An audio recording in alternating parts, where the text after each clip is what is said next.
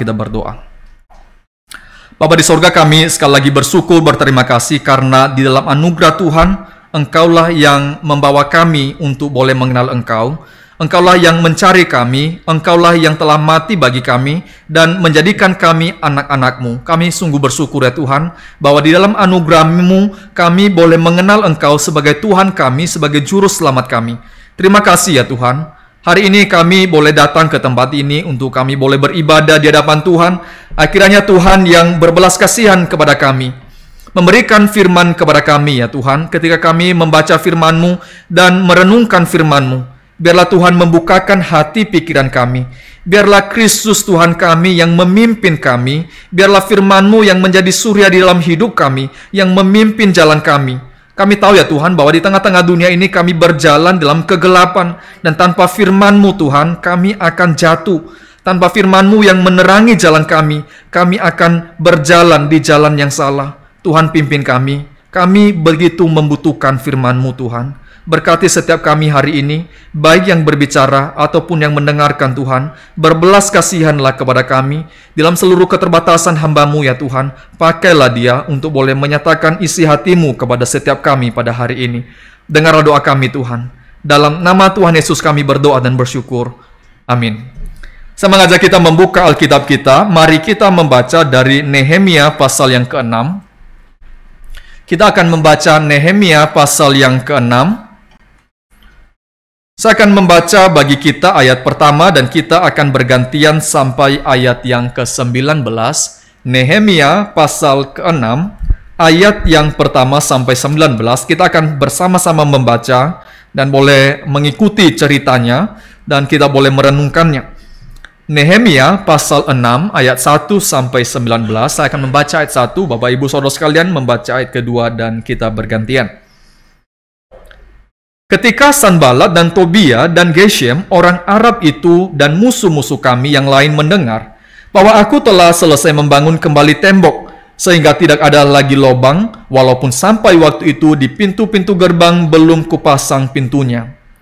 Maka Sanballat dan Geshem mengutus orang kepada aku dengan pesan, mari kita mengadakan pertemuan bersama di Kerifi dan Baono, tetapi mereka berniat mencelakakan aku.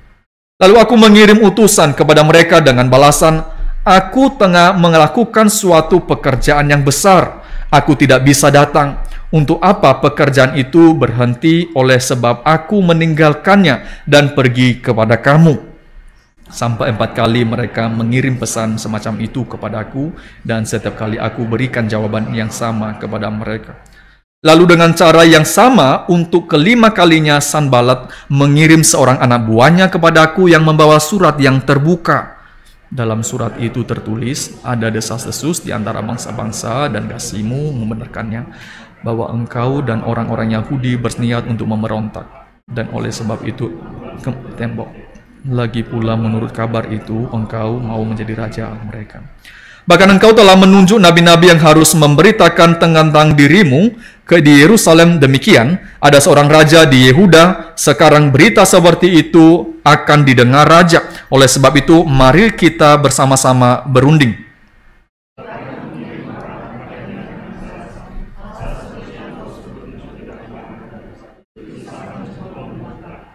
Karena mereka semua mau menakut-nakutkan kami, pikirnya, mereka akan membiarkan pekerjaan itu sehingga tak dapat diselesaikan. Tetapi aku justru berusaha sekuat tenaga. Ketika aku pergi ke rumah Semaya bin Delaya bin Medhet Tabel, sebab ia berhalangan datang, berkatalah ia, biarlah kita bertemu di rumah Allah di dalam bait suci dan mengunci pintu-pintunya, karena ada orang yang mau datang membunuh engkau. Ya, malam ini mereka mau datang membunuh engkau. Tetapi kataku, orang manakah seperti aku ini yang akan melarikan diri? Orang manakah seperti aku ini dapat memasuki bait suci dan tinggal hidup? Aku tidak pergi. Karena aku ketahui benar bahwa aku tidak mengutus dia.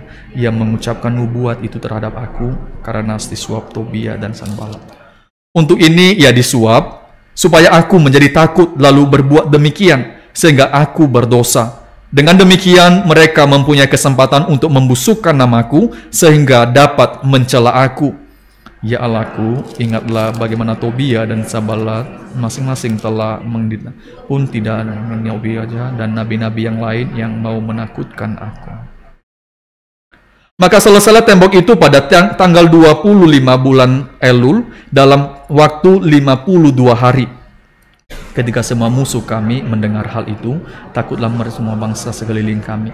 Mereka sangat kehilangan muka yang menjadi sadar bahwa pekerjaan itu dilaksanakan dengan bantuan Allah kami. Pada masa itu pula, para pemuka Yehuda mengirim banyak surat kepada Tobia, dan sebaliknya mereka menerima surat-surat daripadanya. Karena banyak orang yang mempunyai ikatan sumpah dengan dia, sebab ia adalah menantu Sekhania bin Are, sedang anaknya mengambil anak Mesulam bin Berekhaya sebagai istri. Juga mereka sebut-sebut segala kebaikan Tobia di mukaku, dan segala perkataanku terus dibeberkan kepadanya. Pula Tobia mengirim surat-surat untuk menakut-nakutkan aku. Sekali lagi saya membaca ayat 15. Maka selesailah tembok itu pada tanggal 25 bulan Elul dalam waktu 52 hari. Saudara yang dikasihi Tuhan, kita tentunya kalau mengingat kisah-kisah dari pasal 1 sampai pasal 5, kita mendapati bagaimana perjuangan Nehemia untuk membangun tembok. Mulai dari pasal 1, Tuhan memberikan beban di dalam hati Nehemia untuk kemudian bagaimana membangun tembok. Ketika dia mendengarkan kabar bagaimana rasa malu yang diderita oleh saudara-saudaranya di Yerusalem karena tidak punya tembok. Bagaimana kemudian beban itu diberikan Tuhan di dalam hati Nehemia, sehingga Nehemia kemudian berjuang, mempersiapkan dan merencanakan dengan begitu sangat matang apa yang harus dipersiapkan untuk membangun tembok ini. Saudara, di dalam ayat yang ke-15 ini dikatakan bahwa tembok itu selesai dibangun di dalam waktu yang cukup pendek, yaitu 52 hari. Saudara, 52 hari itu apakah pendek ya menurut kita? 52 hari itu kelihatannya sekitar 2 bulan kurang lah ya. Tetapi saudara, kalau kita merenungkan perjuangan Nehemia dan orang-orangnya, 52 hari ini adalah 52 hari yang begitu menegangkan. 52 hari yang begitu panjang. Saudara, ini waktu yang panjang bagi mereka. Karena kenapa? Karena waktu di mana mereka membangun tembok, sembari membangun tembok, sembari mereka mempersiapkan senjata untuk menghadapi musuh. Saudara, ini bukan satu masa yang tenang bagi mereka dengan santai membangun. Tetapi ini waktu di mana mereka harus dengan satu tangan membangun, tangan yang lain harus bersiap-siap memegang tongkat atau perisai untuk boleh menolong mereka kalau ada musuh yang datang. Di dalam pasal keempat, kita mendapati di sana musuh-musuh mencoba mengintimidasi mereka.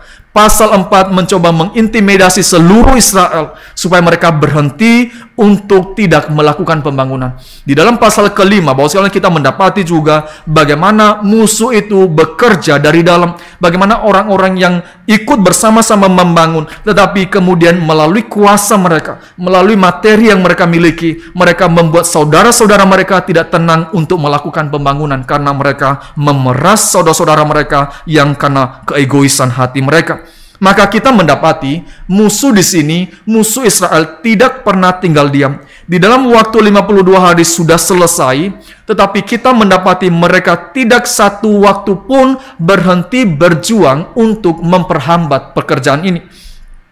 Kita mendapati dalam pasal 4, pasal 5, dan pasal 6 ini kita melihat mereka berjuang sekarang, tetapi bukan untuk menghasut orang banyak, tetapi terutama mereka mengejar sekarang pucuk pimpinan, yaitu Nehemia.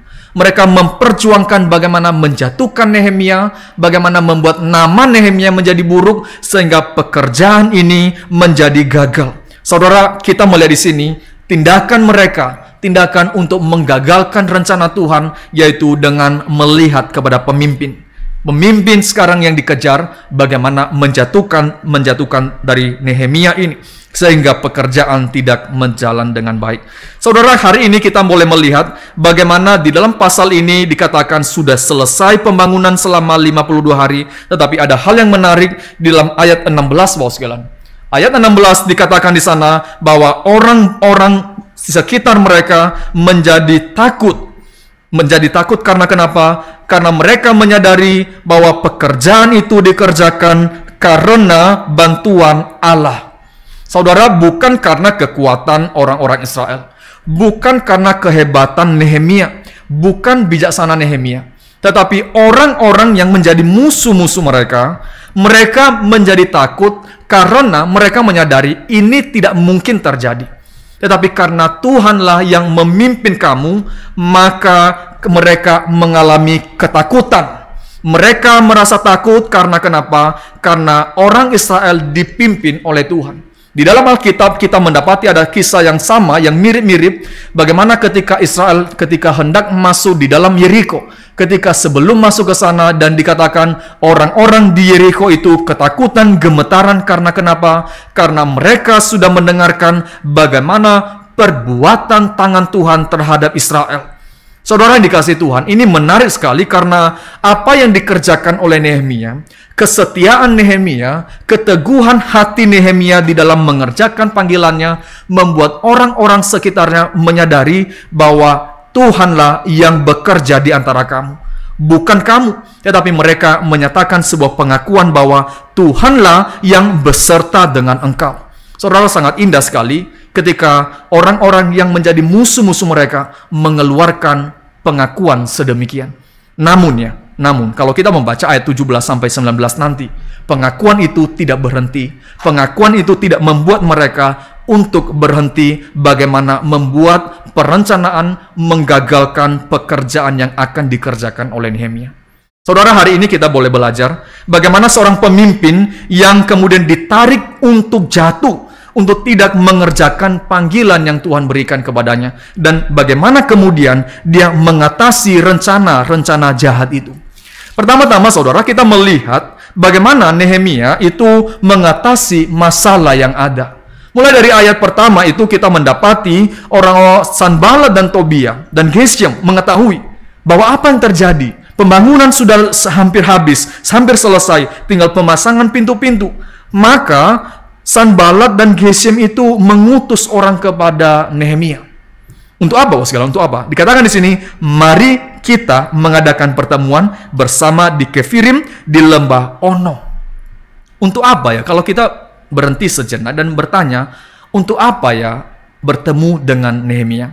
Mengapa Geshem, mengapa Tobia, mengapa Sanballat dan orang-orang yang sebelumnya menghambat pekerjaan ini sekarang berusaha untuk datang dan mengatakan, mari kita bertemu, mari kita berbicara. Karena barangkali kita bisa mengatakan mereka mau berbicara akan apa yang terjadi selama ini.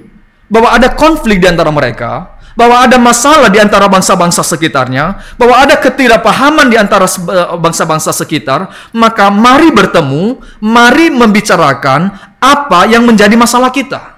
Apa yang menjadi masalah di antara kita, dan kita boleh menyelesaikan masalah ini sehingga kita boleh hidup berdamai. Saudara, ketika mereka mengundang Nehemia untuk kemudian mari datang bersama-sama, mari datang berbicara, mari kita boleh menyepakati apa yang sedang terjadi di antara kita. Di sana kelihatannya ada satu hal yang baik, bukan? Ada sesuatu yang baik yang mereka tawarkan. Mari berbicara, mari kita membuat kesepakatan, mari kita memikirkan apa yang terbaik di antara bangsa kita, supaya tidak terjadi pertikaian terus-menerus di antara bangsa kita. Kelihatannya itu baik, Bapak sekalian. Kelihatan baik. Dan bukan hanya kelihatan baik. Bukankah sesuatu yang bisa dipikirkan bahwa ini sesuatu yang dapat dimengerti? Bahwa ketika mereka bertemu, pemimpin dengan pemimpin bertemu, dan kemudian melakukan kesepakatan-kesepakatan supaya bangsa Israel menjadi tenang di dalam menjalankan panggilan mereka, menjalankan peribadatan kepada Tuhan. Bukankah sesuatu yang baik ketika mereka melakukan kesepakatan? Bukankah sesuatu yang baik kalau Nehemia pergi untuk berbicara kepada mereka? Saudara, seolah-olah tawaran Geshem dan tawaran Sanballat ini sesuatu yang baik. Sesuatu yang memang itu masuk akal, dapat diterima. Tetapi Nehemia melihat ini sesuatu yang jahat. Nehemia melihat ini sesuatu yang jahat karena memang dikatakan mereka punya niat jahat. Tetapi bukan hanya karena Nehemia tahu bahwa mereka punya niat jahat, tetapi karena Nehemia menyadari bahwa apa yang sedang dia kerjakan saat ini begitu sangat penting. Bahwa Nehemia kemudian di dalam ayat ketiga mengatakan, aku mengirim utusan kepada mereka. Aku tengah melakukan suatu pekerjaan yang besar, aku tidak bisa datang. Jadi musuh-musuh mengatakan, mari bertemu dan kita bersepakat supaya membicarakan relasi kita dan segala macam. Nehemia mengatakan, tidak, saya tidak datang. Kenapa? Karena saya sedang mengerjakan pekerjaan yang besar. Saudara, kalau kita numpang bertanya kepada Nehemia, pekerjaan besar yang mana sih? Membangun tembok Yerusalem itu apakah pekerjaan besar? Ya pastilah besar lah. Tapi kalau dibandingkan pekerjaan yang dikerjakan oleh Nehemia dengan tembok-tembok dari bangsa-bangsa lain, ini bukan pekerjaan besar, Bapak sekalian. Ini pekerjaan yang kecil karena dibandingkan dengan tembok di Babel, di Persia, ini bukan tembok yang wow, bukan. Tetapi Nehemia mengatakan, aku sedang mengerjakan pekerjaan yang besar.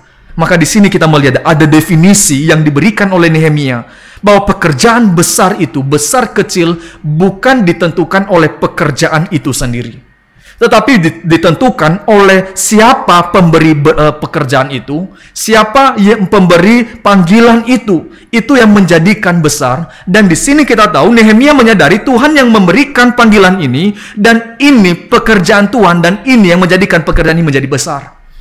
Saudara, ini bukan pekerjaan yang besar dibandingkan pekerjaan-pekerjaan yang lain dari bangsa-bangsa lain, tetapi menjadi pekerjaan besar karena ini adalah kehendak Tuhan. Saudara, seberapa kecil pun hal yang kita kerjakan, jikalau itu merupakan kehendak Tuhan dan yang diinginkan Tuhan untuk kita kerjakan, itu sesuatu hal yang besar. Nehemia mengatakan di sini, aku nggak bisa membuang waktu kepada kamu. Aku tidak bisa membuang waktu datang kepada kamu untuk berbicara. Bukan karena itu nggak penting, barangkali itu penting dipandang oleh manusia. Tetapi itu bukan yang utama bagi saya saat ini. Karena saya sedang diberikan tugas yang begitu penting, panggilan yang begitu penting, yaitu mengerjakan pembangunan tembok. Di sini kita melihat bahwa Nehemia melihat apa yang terutama. Apa yang terutama dijadikan terutama. Apa yang tidak terutama dijadikan itu tidak terutama. Apa yang menjadi sekunder itu biarlah sekunder. Apa yang menjadi utama biarlah menjadi utama. Dan Nehemia memilih untuk melanjutkan pembangunan tembok. Karena kenapa, Bapak sekalian? Karena dia mengatakan, aku tahu apa yang sedang aku kerjakan. Nehemia menyadari, mengetahui bahwa dia tidak sedang mengerjakan kehendaknya sendiri. Dia tidak sedang memperjuangkan egonya. Dia sedang mengerjakan pekerjaan Tuhan. Kehendak Tuhan yang sedang dia kerjakan. Maka ini sesuatu yang besar. Maka saya tidak bisa menghentikan pekerjaan ini hanya dengan berbicara dengan kamu. Untuk apa kemudian pekerjaan ini berhenti? Hanya karena saya merasa takut kepada engkau. Saudara, Nehemia melanjutkan pekerjaannya dan tidak mereken orang seperti Sanbalat, dan mengabaikan Geshem. Karena kenapa? Karena dia tahu apa yang terutama di dalam hidupnya. Saudara, saya kira ini bukan hanya berbicara berkenan dengan Nehemia, tapi bagi kita orang-orang percaya hari ini pun, ketika kita tahu ini yang terutama, maka kita akan memperjuangkannya. Seringkali dalam kehidupan kita mengalami kesulitan dan banyak pergumulan karena kita sulit untuk memilah mana yang utama, mana yang tidak utama. Dan Nehemia di sini melihat mana yang utama, yaitu melanjutkan pekerjaan pembangunan tembok. Apa yang utama bagi saudara dan saya? Apa yang terutama bagi kita, Bapak sekalian? Maka ketika itu menjadi terutama, selalu ada jalan untuk kita berjuang, meskipun itu sesuatu yang sulit. Sekali, Bapak sekalian. Ketika kita tahu ini sesuatu yang utama dan kita mengutamakan itu, selalu ada jalan untuk kita boleh mengerjakannya meskipun itu sulit. Saya ambil contoh, Bapak sekalian, bukan sesuatu yang personal ya, saya utarakan kepada Bapak Ibu sekalian, tapi misalkan kalau kita menganggap ibadah itu sesuatu yang utama, Bapak sekalian, maka kita akan datang ke ibadah itu dengan tidak berlambat-lambat. Saudara, ada begitu banyak cara kita lakukan untuk tidak berlambat-lambat datang. Apa yang utama, Bapak sekalian? Seorang anak muda kalau tahu ini utama, mengejar pendidikan misalkan, meskipun terseok-seok tidur 3 jam, itu dia akan lakoni, Bapak sekalian. Selalu ada jalan. Dia misalkan tidak dapat, kita ambil contoh ya, ambil contoh misalkan Patong ya, kita ambil contoh Patong. Ketika waktu saya diwawancara, dia mengatakan, saya dulu nggak ada piano, tapi saya tahu ini penting memainkan piano. Saya memainkan musik di mulut saya dan dengan tangan saya menabuh di kayu. Saya tahu mana yang utama, saya perjuangkan. Meskipun nggak ada alat sih, saya perjuangkan. Selalu ada cara, Bapak sekalian. Selalu ada cara. Kalau kita tahu itu sesuatu yang utama, sesuatu yang penting, maka kita akan memperjuangkan. Paulus satu contoh, Bapak sekalian. Satu contoh Paulus mengatakan di dalam Filipi. Di dalam Filipi pasal 3, Paulus mengatakan, saya membaca bagi kita, Filipi pasal ketiga, ayat yang ke-7. Saya baca ayat mulai dari ke-7. Tetapi apa yang dahulu merupakan keuntungan bagiku, sekarang kuanggap rugi karena Kristus.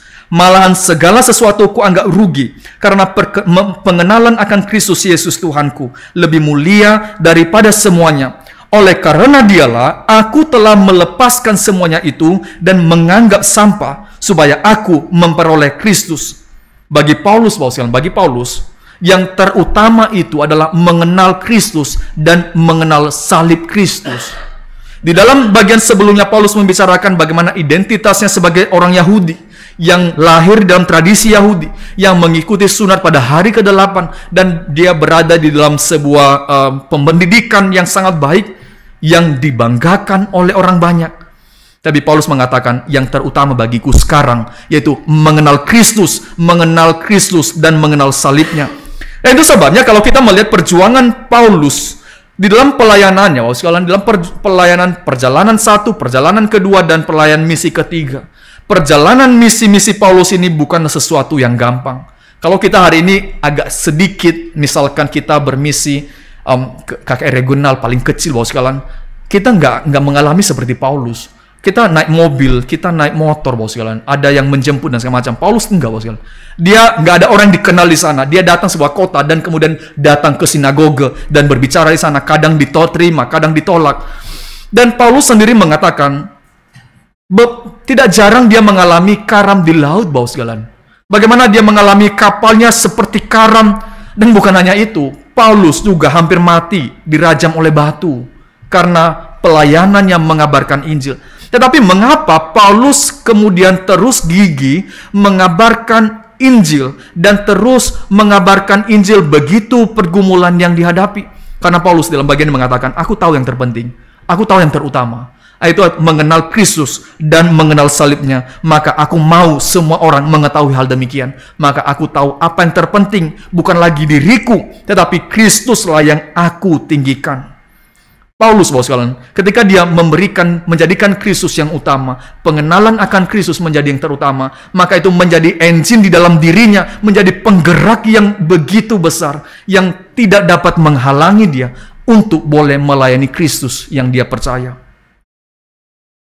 Kalau Bapak Ibu punya kesempatan membaca perjalanan misi Paulus di dalam Kisah Rasul, saudara akan mendapati di sana pergumulan Paulus itu begitu besar. Bagaimana dia hampir-hampir dimatikan, tapi dia tetap melayani dengan setia. Karena kenapa? Dia tahu apa yang penting. Dia tahu apa yang utama dan apa yang menjadi panggilannya untuk dia beritakan. Dia dipanggil untuk memberitakan Injil kepada banyak orang. Dia tahu, sekalian, dia tahu. Maka di sini kita kembali ke dalam kisah Nehemia. Nehemia tidak membuang waktu kepada bertemu dengan Sanballat. Karena kenapa? Karena dia tahu apa yang utama saat ini. Saya tidak membuang waktu kepada kamu. Meskipun itu sesuatu yang dianggap manusia, sesuatu yang biasa saja. Bertemu, berbicara, berkomunikasi, menjaga relasi. Tetapi saya tahu kalau saya melakukan itu, mungkin pekerjaan ini menjadi terhambat. Maka saya mengutamakan apa yang utama. Di sini kita tahu Nehemia mengerjakan panggilan yang diberikan Tuhan karena dia tahu ini panggilan dari Tuhan yang utama yang harus dikerjakan saat ini. Saudara, kita boleh belajar dari Nehemia dalam bagian ini untuk melihat apa yang menjadi yang terutama dalam kehidupan kita. Karena kenapa? Karena seringkali kehidupan kita dipenuhi oleh bunga-bunga yang kelihatannya indah, tetapi sebenarnya bukan yang terutama yang kita perjuangkan. yang itu hanya sesaat saja, bos, yang sesaat saja indah, tapi layu sebentar saja. Tapi kita boleh belajar dari Nehemia, melihat apa yang terutama, apa yang utama, apa yang menjadi panggilan, apa yang harus saya kerjakan saat ini, dan saya memperjuangkan, dan saya akan berjuang mati-matian di sana. Saudara, ketika Nehemia memberikan jawaban kepada orang-orang ini, dalam ayat ketiga dia kasih jawaban. Saudara, mereka tidak pernah berhenti loh. Mereka tidak pernah berhenti sampai mengutus 4 kali orang datang kepada Nehemia untuk kemudian membicarakan hal yang sama. Dan Nehemia di dalam anugerah Tuhan, dia memberikan respons yang sama. 4 kali, Bapak sekalian, 4 kali. Saudara, kita barangkali bisa menang di dalam godaan yang pertama. Dan mengatakan, ini yang utama, saya nggak bisa membawa waktu untuk itu. Dan saya sedang mengerjakan pekerjaan yang besar yang Tuhan berikan bagi saya. Tapi bagaimana dengan yang kedua? Bagaimana dengan yang ketiga? Bagaimana dengan keempat? Karena musuh itu, bosnya, musuh itu tidak pernah tinggal diam. Di dalam Alkitab, Injil, kita melihat ya, ada satu kisah di mana Tuhan Yesus Kristus itu dicobai. Dan ketika dicobai, dikatakan di sana bahwa setelah iblis itu gagal mencobai untuk ketiga kalinya, dan dia kemudian mencari waktu yang tepat. Mencari waktu yang tepat, Bapak sekalian. Mencari waktu yang tepat untuk apa? Untuk kemudian menggoda, mencari kesempatan kapan untuk menjatuhkan. Iblis tidak pernah tinggal diam. Di sini kita melihat bagaimana kegigihan hati Sanballat, Tobia, Geshem, dan orang-orang yang menjadi musuh Israel. Mengirim satu orang. Oh, mungkin pertama gagal, nggak apa-apa. Kita kirim lagi. Kita kirim lagi. Sampai 4 kali, Bapak sekalian. Mereka mengirim. Dan di dalam anugerah Tuhan sekali lagi, Nehemia melihat panggilan begitu jelas dan memberikan jawaban yang sama. Saya katakan tadi, mereka tidak tinggal diam. Karena di dalam godaan yang kedua, Bapak sekalian, di dalam cara rencana yang kedua, musuh itu membuat rencana yang semakin meningkat, Bapak sekalian. Karena kenapa? Di dalam ayat kelima, saya membacakan bagi kita. Lalu dengan cara yang sama untuk kelima kalinya, Sanballat mengirim seorang anak buahnya kepadaku dengan membawa surat yang terbuka. Jadi dalam bagian pertama tadi, 4 kali dikirim, hanya membicarakan, ayo bertemu, ayo bertemu, ayo bertemu. Gagal kan ya? Sekarang mikir bagaimana cara untuk menjatuhkan ini Nehemia. Saudara, iblis itu nggak pernah tinggal diam, dan semakin canggih, Bapak sekalian. Musuh itu semakin canggih. Di sini kita melihat Sanballat itu semakin memutar otak bagaimana menjatuhkan Nehemia. Kirim orang nggak bisa. Sekarang kirim orang dengan sekarang ada tambahan surat terbuka. Surat terbuka itu gini, Bapak sekalian. Sanballat itu pemimpin sebuah daerah. Nehemia itu pemimpin di Yerusalem juga.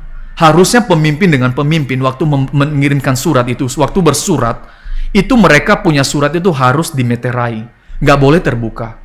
Kenapa? Karena ini rahasia pemimpin dengan pemimpin. Tetapi kenyataannya, Bapak sekalian, kenyataannya Sanballat itu mengirimkan anak buahnya dengan surat yang terbuka. Ini bukan dibuka oleh anak buahnya, tetapi Sanballat dengan sengaja membuka surat itu, memberikan surat yang sudah terbuka. Harapannya apa di sini, Bapak sekalian? Harapannya supaya anak buahnya itu membaca isi suratnya. Dan apa yang terjadi ketika dia membaca surat itu? Kemudian isinya bisa tersebar ke bangsa Israel, tersebar ke bangsa-bangsa yang lain, dan tersebar ke raja, misalkan dalam bagian ini. Apa yang dilakukan oleh Sanballat, Bapak sekalian? Dia mencoba membuat gosip di sini. Kalau kita bahasa kita hari ini ya, dia bergosip, Bapak sekalian. Menarik ya, gosip itu nggak penting benar atau tidak. Yang penting tersebar dan biarkanlah dia mengembang biak begitu rupa. Di sini Sanballat itu menggunakan taktik yang sama, Bapak sekalian. Dia mencoba membuat satu isu yang hangat kepada Nehemia. Dan isunya itu sangat-sangat eksistensial sekali, Bapak sekalian. Sangat dapat dimaklumi isinya itu. Isi desas-desusnya itu bahwa engkau berencana memberontak ya. Ada desas-desus loh, kamu mau memberontak, kamu mau membangun tembok itu supaya kamu boleh menjadi raja. Kami dengar kamu ada nabi-nabi yang memberitakan loh bahwa kamu itu akan menjadi raja. Hati-hati loh, kalau ini Raja Persia akan mendengarkan kamu bisa jadi masalah loh. Kami mendengar isu ini. Gimana dong Nehemia? Kita bertemu ya, kita menyelesaikan isu ini supaya isu ini menjadi redup. Saudara, ini memang bahaya sekali. Kalau misalkan Nehemia itu, kalau misalkan Raja Persia mendengarkan kabar ini, dan saudara ingat, di dalam masa Ezra pernah melakukan pembangunan, tetapi gagal karena surat dari orang-orang di sekitar Israel. 13 tahun yang lalu, isu ini pernah terjadi. Dan kemudian Raja pada waktu itu mengeluarkan surat untuk menghentikan pembangunan tembok. Dan saudara lihat sekarang, kalau isu ini tersebar sampai ke telinga Raja, apa yang terjadi? Kacau, kacau. Pembangunan tembok ini menjadi kacau dan kemudian menjadi tidak terlaksana. Jadi bagaimana Nehemia mengatasi masalah ini, Bapak sekalian? Ketika gosip terjadi, berembak begitu rupa. Kadang-kadang gosip itu nggak perlu dipedulikan, Bapak sekalian. Saya membaca ada satu komentator mengatakan begini, Bapak sekalian. Kadang-kadang di dalam seorang pemimpin, kadang-kadang membiarkan gosip itu berjalan begitu saja, sampai mati begitu saja. Tetapi bukan hanya membiarkan begitu saja, tetapi di tengah-tengah sembari membiarkan gosip itu, tetapi juga menjaga hidup yang tidak bercela di hadapan Tuhan. Sekali lagi, Bapak sekalian. Gosip itu kalau merembak, mendekati seseorang, maka tidak perlu ditanggapi dengan begitu rupa, Bapak sekalian.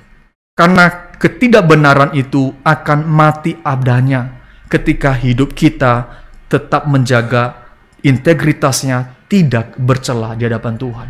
Ini yang kita perjuangkan.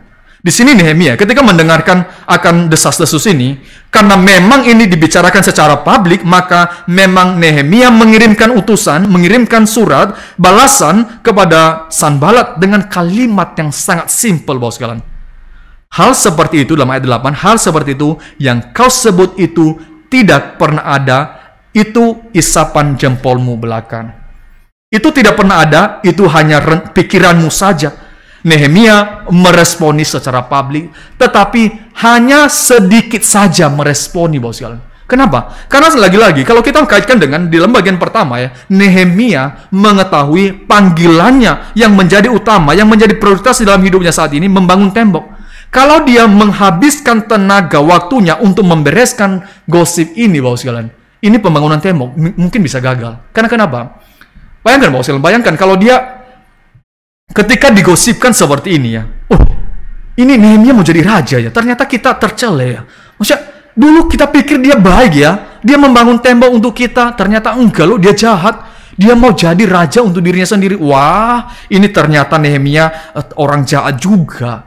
Dan Nehemia kemudian memanggil bangsanya, ayo berkumpul ya. Tidak demikian loh. Sebenarnya itu hanya akal-akalan Sanballat saja. Enggak begitu loh. Sebenarnya saya punya pandangan seperti ini dan segala macam. Dan kemudian dia datang kepada Sanballat menjelaskan begini sebenarnya. Dan kemudian ketika raja misalkan sudah mendengar dan mengatakan, raja itu hanya pemikiran Sanballat saja, dan dia harus ke Persia misalkan, dan kemudian dan ke sana dia harus membicarakan kepada raja, dia harus balik lagi. Saudara, berapa banyak waktu yang harus dibuang untuk kemudian meluruskan hal ini. Tetapi Nehemia memilih untuk tidak memberikan waktu yang banyak. Nehemia memilih untuk tidak memberikan tenaga yang banyak. Tetapi Nehemia membiarkan gosip itu berjalan begitu saja, sembari dia tetap menjalankan panggilannya di hadapan Tuhan dengan kehidupan yang tidak tercela di hadapan manusia dan di hadapan Tuhan. Saudara, kita coba pikirkan kalau Nehemia sekali lagi memberikan waktu yang banyak dalam hal ini, bisa gagal, Bapak sekalian. Nah, itu sebabnya kita juga kadang-kadang sebagai orang-orang percaya, orang-orang Kristen karena kita tidak habis waktu untuk terus memberikan klarifikasi demi klarifikasi, tapi kita lupa menjaga kehidupan kita yang berintegritas di hadapan Tuhan. Kenapa? Karena kita sibuk membela diri kita, sibuk untuk mengatakan ini dan itu, tapi kita melupakan bahwa sesuatu hal yang harus kita kerjakan sebenarnya menjaga kehidupan yang berintegritas dan tidak tercela di hadapan Tuhan dan manusia. Nehemia melakukan itu, Bapak sekalian. Nehemia tidak menganggap gosip yang disampaikan oleh Sanballat itu. Saudara, kita belajar dari pemimpin kita, Pak Stephen Tong. Berkali-kali ada desas-desus yang berbicara tentang beliau. Tapi kita jarang sekali melihat Patong memberikan waktu yang banyak untuk membalas dan memberikan klarifikasi demi klarifikasi. Kadang-kadang kita mahasiswa, waktu kami masih mahasiswa gitu, kenapa ya? Apa sulitnya sih Patong mengadakan klarifikasi itu? Apa sulitnya sih? Tapi kadang-kadang dalam masterclass Patong mengatakan, saya tidak dipanggil untuk membela diri saya. Saya tidak dipanggil untuk membela diri saya, karena saya dipanggil untuk memberitakan Injil, memberitakan firman. Maka saudara, kita melihat ya, apa yang menjadi terutama. Di sini Nehemia mengatakan, Tuhan, Engkau tahu panggilan saya. Ketika dia mengatakan kepada Sanballat, hal seperti itu hanya di dalam pikiranmu saja, itu nggak benar. Dan sembari dia berbicara, memberikan konfirmasi pendek, dan dia mengarahkan pandangannya kepada Tuhan. Dan menyerahkan seluruh perjuangannya di hadapan Tuhan. Dan kita bisa lihat nanti dalam ayat 14 ya, ketika Nehemia membicarakan kasusnya di hadapan Tuhan, membicarakan kasusnya kepada Tuhan, dan meminta keadilan kepada Tuhan. Menarik Bapak sekalian, Nehemia tidak fokus kepada rencana musuh ini. Lagi-lagi dia terlepas dari jebakan musuh, karena dia mengetahui apa yang terutama. Terutama adalah bukan membela diri saya. Yang terutama adalah saya menjalankan panggilan saya, dan menjalankan panggilan yang tidak bercelah. Saudara, kita lanjut di dalam ayat-ayat berikutnya. Bagaimana kemudian Nehemia dicoba untuk ditarik sedemikian. Kalau saya mencoba mengulang, Bapak sekalian, dalam bagian pertama tadi saya mengatakan, Sanballat mengirim orang untuk berbicara. Semakin lanjut, Sanballat mengirim orang bersamaan dengan surat terbuka. Ini semakin meningkat, Bapak sekalian. Di dalam bagian ketiga, Sanballat bukan hanya mengirim orang sekarang, Bapak sekalian. Bukan sembarang orang yang dikirim. Sekarang Sanballat memakai orang-orang berrohani. Orang-orang tanda kutip, orang-orang rohani Bapak sekalian, tetapi orang-orang upahan yang diupah oleh Sanballat dan Tobia. Dan lagi-lagi yang dibicarakan oleh orang rohani ini sangat-sangat masuk akal. Yaitu di dalam ayat ke-10 Bapak sekalian, yang bernama Semaya.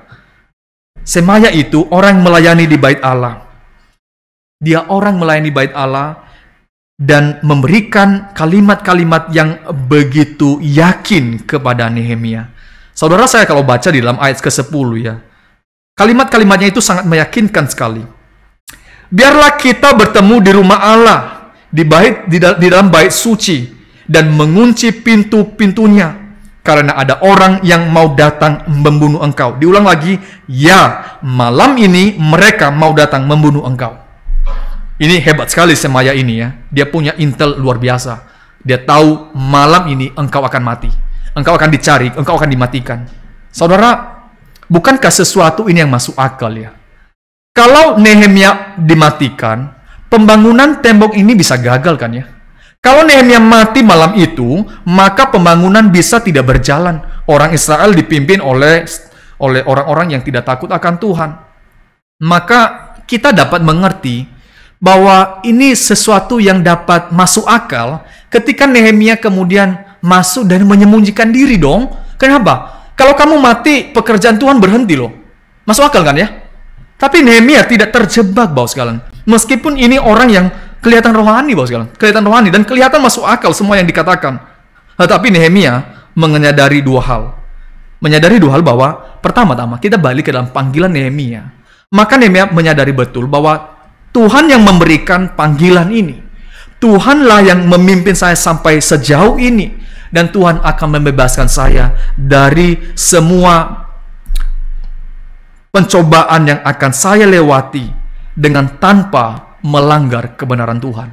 Sekali lagi Bapak sekalian, Nehemia tahu bahwa orang ini orang upahan. Karena apa yang disampaikan oleh orang ini adalah sesuatu yang bertentangan dengan apa yang dinyatakan Tuhan di dalam firman-Nya. Pertama-tama, bahwa Nehemia menyadari betul dia dipanggil dan dipimpin oleh Tuhan. Tapi saat ini, kalau dia menyembunyikan diri, maka dia menjadi takut kepada musuhnya, lebih besar takutnya dibanding kepada Allah. Dan dengan kata lain, Bapak sekalian, dia akan tercemar dengan mengatakan, siapalah pemimpin kita ini yang penakut.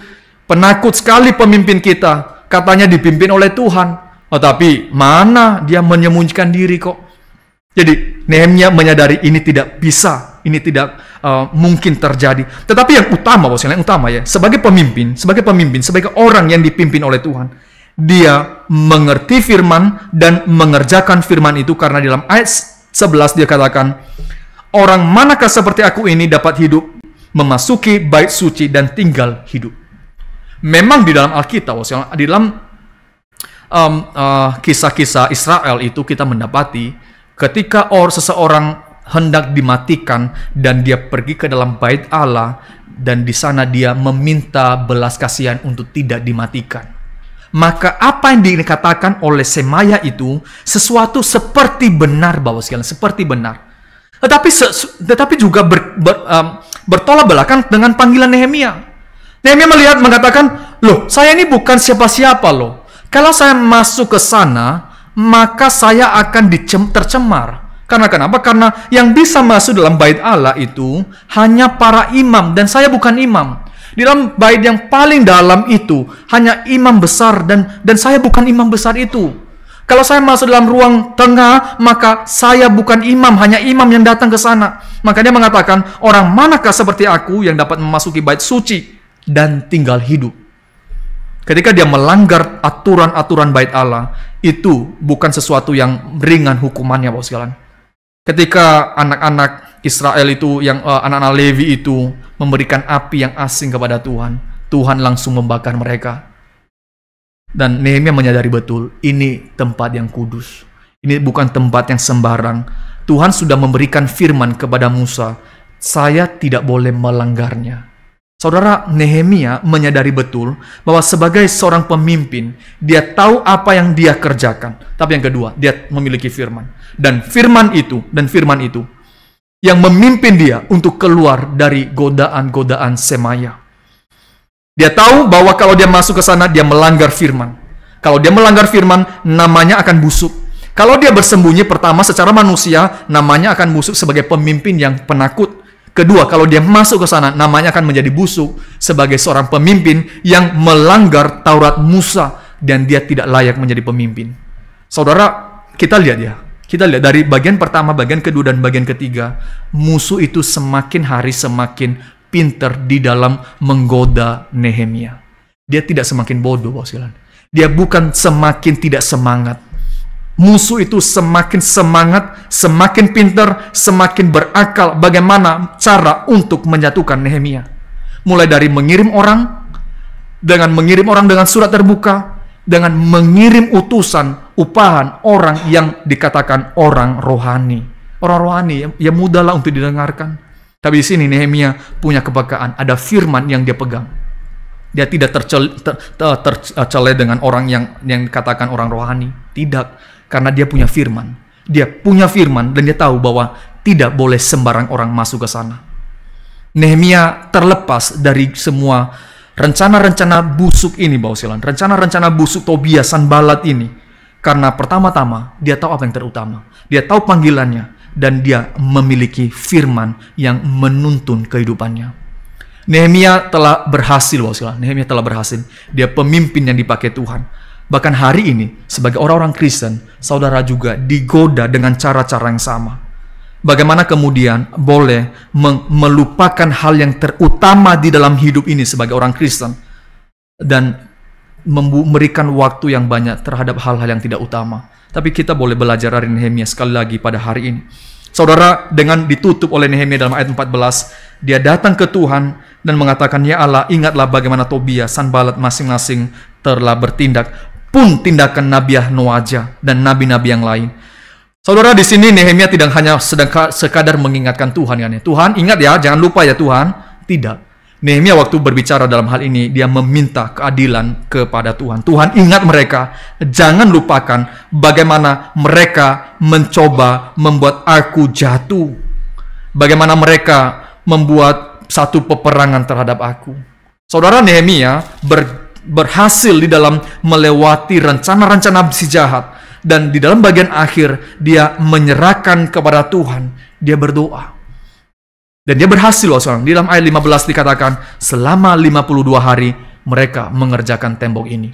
52 hari yang panjang, yang berat, yang sulit. Tetapi di dalam pimpinan Tuhan, di dalam panggilan yang jelas, di dalam tuntunan Tuhan, mereka bisa mengerjakan. Tetapi saudara, bagian akhir yang mau saya ajak kita melihat, musuh tidak tinggal diam. Tadi di bagian awal saya sudah mengatakan, ayat 17 dan 18, di sana Sanbalat masuk sekarang di dalam komunitas orang Israel. Sekarang kita melihat ya, menyadari bahwa mengapa selama ini sulit, karena ada orang-orang Israel yang sudah mengikatkan diri kepada Sanbalat. Mereka membuat kesepakatan. Bukan hanya sekesepakatan, mereka mengikat diri, dan karena ada yang namanya relasi perkawinan, Bapak sekalian. Karena Sanbalat itu saya baca di dalam ayat 17, pada masa itu pula para pemuka Yehuda mengirim banyak surat kepada Tobia, dan sebaliknya mereka mengirim surat-surat daripadanya. Mereka karena banyak orang di Yehuda mempunyai ikatan sumpah dengan dia. Ikatan sumpah, Bapak sekalian. Sebab ia adalah menantu Sekhania bin Ara. Dia menantu pemimpin di Israel. Sebab Yohanan anaknya mengambil anak Mesulam bin Berekhaya sebagai istrinya. Yohanan itu anak Sanbalat, dan kemudian dan kemudian mengambil istri yang anak dari Mesulam. Mesulam itu siapa, Bapak sekalian? Ini anak Tobia. Mesulam itu siapa? Mesulam itu salah seorang pemimpin yang ikut di dalam pembangunan tembok. Kalau saudara nanti ada waktu boleh membaca dalam pasal sebelumnya, puak-puak yang membangun tembok, dan salah satu adalah yaitu Mesulam. Mesulam itu pemimpin, Bapak sekalian, pemimpin yang membangun tembok. Saudara, kita baru sadar pemimpin-pemimpin Israel yang bersama-sama membangun tembok, sebagian mereka membangun tembok, tetapi mereka itu punya kesepakatan dengan Tobia. Dan bukan hanya itu, Bos, mereka memegang erat kesepakatan ini karena ada relasi perkawinan. Relasi perkawinan yang memberikan untung bagi mereka, memberikan ketenangan barangkali. Tetapi saudara, sangat ironis sekali. Karena kenapa? Karena dalam bagian ini kita menyadari mereka melupakan satu hal yang begitu penting. Mereka memegang erat relasi perkawinan antara keluarga mereka dengan Tobia, sementara mereka melupakan relasi perkawinan mereka dengan Tuhan. Bukankah sesuatu yang ironis, Bapak Saudara? Ketika orang Israel dikeluarkan dari perbudakan, dipimpin oleh Tuhan, sampai ini hari mereka adalah mempelai-mempelai wanita dari Tuhan. Mempelai-mempelai wanita yang dipersiapkan oleh Tuhan. Dan Tuhan menjadikan mereka mempelai. Di sisi lain, mereka punya relasi yang begitu indah, yang diberikan bukan dengan perkataan, tetapi dengan satu tindakan besar ketika mereka dikeluarkan dari perbudakan Mesir. Tuhan mengadakan perjanjian kepada mereka. Perjanjian kepada orang yang tidak layak sama sekali. Perjanjian yang mengikat mereka, perjanjian yang memberkati mereka. Sembari mereka memiliki satu relasi yang begitu indah yang memberkati mereka, mereka rela membuang relasi itu. Karena kenapa? Karena ada relasi keluarga dengan Tobia. Saudara, ini bukan cerita orang Israel. Ini cerita banyak orang Kristen hari ini. Ini cerita bukan hanya mereka yang hidup pada zaman itu. Barangkali ini cerita saudara dan saya. Ketika kita lebih mementingkan relasi keluarga itu, karena akan menguntungkan kita, karena akan memberikan untung dalam pekerjaan, dalam bisnis kita, takut, sakit hati, dan segala macam, dan kita rela mengabaikan relasi perkawinan yang Tuhan berikan kepada kita. Saudara, kita boleh berefleksi dalam diri kita. Seberapa besar kita menghargai relasi perkawinan yang Tuhan berikan kepada kita? Yang kita hidup dalam perjanjian baru saat ini, Bapak sekalian, bahwa kita tahu bahwa kita mempelai Kristus yang dijadikan mempelai melalui kematian di atas kayu salib. Bukan dengan perkataan, tetapi dengan darahnya yang dicurahkan di atas kayu salib.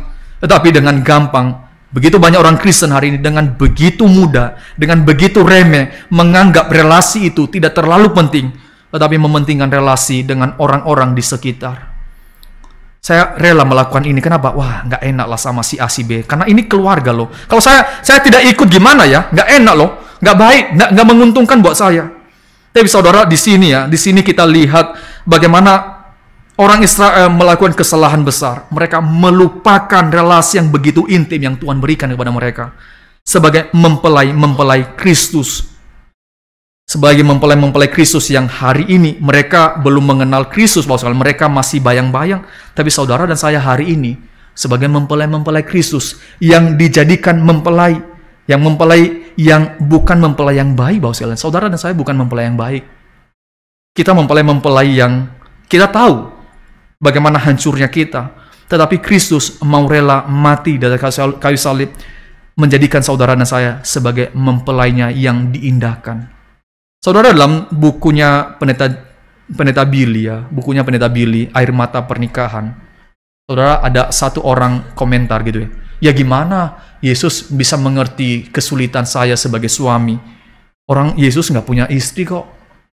Terus Pak Billy mengatakan, loh kamu lupa ya? Kamu lupa Kristus punya istri itu begitu banyak.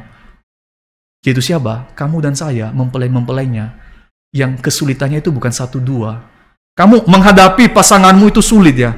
Ya Kristus mengatakan, saya sulit juga menghadapi kamu kok. Kamu mengatakan kamu sulit menghadapi pasanganmu yang adalah mempelaimu, dan Kristus sama mengatakan, kamu bisa bayangkanlah bagaimana saya sulit menghadapi kamu sebagai mempelaiku. And yet, Bapak sekalian, dia tahu kesulitan-kesulitan yang kita hadapi, bagaimana hati kita yang keras yang akan bisa membuat dia itu tersakiti, tapi dia menjadikan saudara dan saya menjadi mempelainya. Betapa indahnya hal demikian. Betapa indahnya kita boleh mengetahui bahwa kita dijadikan indah yang buruk rupa itu. Karena kematian Kristus di atas kayu salib, kita yang jelek itu dijadikan buruk rupa. Dia menjadikan dirinya buruk, Bapak sekalian. Itu yang dikatakan oleh nabi-nabi. Dia menjadikan dirinya buruk rupa untuk menjadikan yang buruk seperti saudara dan saya menjadi indah dipandang oleh Bapa di sorga. Bukankah itu sesuatu yang indah untuk membawa kita untuk memperjuangkan relasi kita dengan Tuhan kita? Kita menutup dengan narasi ini, bahwa dengan melihat bahwa ada sesuatu yang indah yang kita perjuangkan di tengah-tengah dunia ini. Karena godaan-godaan di sekitar kita, relasi yang kita buat dengan keluarga, dengan orang-orang sekitar kita, kadang-kadang kita bisa mengatakan tidak dan membuat orang sakit hati atau membuat relasi tidak baik karena kita mengejar perkenanan hati Tuhan. Kalau memang sesuatu hal yang kita kerjakan sebagai orang-orang Kristen, sebagai orang-orang percaya, dan dengan relasi itu, keluarga bahkan, saya bukan sedang mengatakan jauhkan keluargamu, itu tidak benar, Bapak sekalian. Tapi jikalau dalam sebuah relasi keluarga membuat kamu jauh dari Tuhan, membuat kamu jauh dari panggilan dengan Tuhan, maka harus dengan iman kita mengatakan tidak. Saya tidak memperjuangkan ini. Saya berani mengatakan tidak terhadap hal ini. Dan saya akan memperjuangkan panggilan saya dengan Tuhan. Kenapa? Karena saya mempelai Kristus. Saudara, kiranya ini membuat kita boleh menyadari betapa indahnya posisi saudara dan saya. Betapa hinanya kalau kita menganggap relasi yang Tuhan berikan itu sesuatu yang dapat diperjualbelikan dengan relasi yang sementara yang ditawarkan oleh dunia ini. Orang Israel jatuh dalam hal ini, dan barangkali saudara dan saya jatuh dalam hal ini. Dan mari hari ini kita boleh sekali lagi melihat, biarlah kita boleh menjalankan panggilan kita sebagai orang-orang Kristen yang adalah mempelai Kristus dan menghargai relasi itu. Mari kita tutup dalam doa.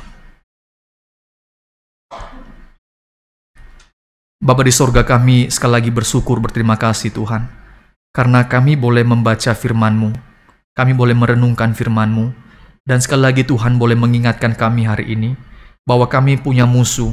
Jikalau Nehemia punya musuh yang kelihatan, kami yang hidup pada zaman ini punya musuh yang tidak kelihatan, yang iblis yang begitu meraung-raung mencoba menggagalkan rencana Tuhan di dalam kehidupan kami. Tuhan, Engkau tahu siapa kami. Tuhan, Engkau tahu siapa kami di hadapan-Mu, yang tidak sempurna, yang banyak kesulitan, banyak kelemahan. Tuhan, kiranya berbelas kasihan kepada kami. Tuhan, pimpinlah kami. Tuhan, kuatkanlah kami. Biarlah kami boleh menjalankan panggilan kami dengan setia di hadapan-Mu, Tuhan. Biarlah kami boleh menjalankan panggilan kami dengan keteguhan hati yang Tuhan berikan kepada kami. Tuhan, kiranya Engkau boleh memimpin kami dalam menjalankan panggilan kami di tengah-tengah dunia ini. Biarlah kami boleh menjadi orang-orang Kristen yang memperjuangkan relasi dengan Tuhan, memperjuangkan panggilan itu. Karena kami tahu ya Tuhan, bahwa kami orang-orang yang telah diselamatkan oleh Tuhan. bahwa kami orang-orang yang telah dicintai oleh Tuhan, bahwa kami orang-orang yang telah diterima oleh Tuhan. Kiranya kami boleh menghargai relasi yang Tuhan berikan. Kiranya kami boleh mencintai ya Tuhan untuk semua hal yang telah Tuhan berikan kepada kami dalam Kristus, yang menjadikan kami sebagai mempelai-mempelai yang indah di hadapan Tuhan. Terima kasih ya Tuhan. Terima kasih, kami sungguh bersyukur untuk apa yang telah Kristus kerjakan bagi kami. Kiranya Tuhan memimpin kami dan Roh Kudus-Mu Tuhan, yang senantiasa memimpin langkah hidup kami. Kiranya sampai kami bertemu dengan Engkau Tuhan, kami boleh menjalankan panggilan kami dengan setia di hadapan-Mu. Dengarlah doa kami Tuhan. Dalam nama Tuhan Yesus kami berdoa. Amin.